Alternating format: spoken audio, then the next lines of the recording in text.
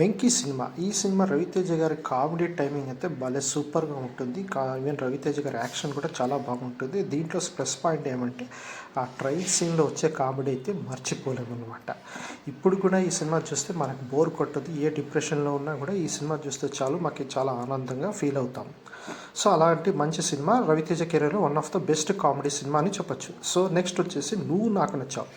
ఈ సినిమా కూడా నేను దాదాపు ఒక 30 సార్లు చూసుండొచ్చేమో అనుకుంటా. ఇప్పుడు కూడా ఈ సినిమా చూస్తే అదే కామెడీ, అదే ఫ్రెష్‌నెస్ అనేది కనబడుతుంది. మనకి ఎప్పుడైనా డిప్రెషన్‌లో ఉంటే ఈ సినిమా చూస్తే చాలు. వెంకటేష్ గారి కామెడీ అయితే నవ్వు ఆపుకోలేమన్నమాట. దాంట్లో ప్లస్ బ్రహ్మానందం గారి కామెడీ. అంటే అందరి కామెడీను ఈ సినిమాలో భలే నచ్చిందనమాట.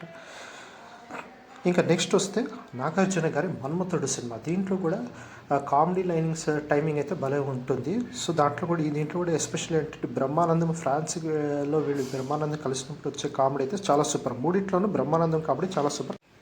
నాకైతే ఈ 3 సినిమాలు బాగా నచ్చేసినాయి. మీకు ఏమైనా ఇలాగే మంచి కామెడీ సినిమాలు ఏమైనా నచ్చినాయి, ఎప్పుడు చూసినా బోర్ కొట్టిన సినిమాలు అంటే మీరు కామెంట్ సెక్షన్లో మెన్షన్ చేయండి.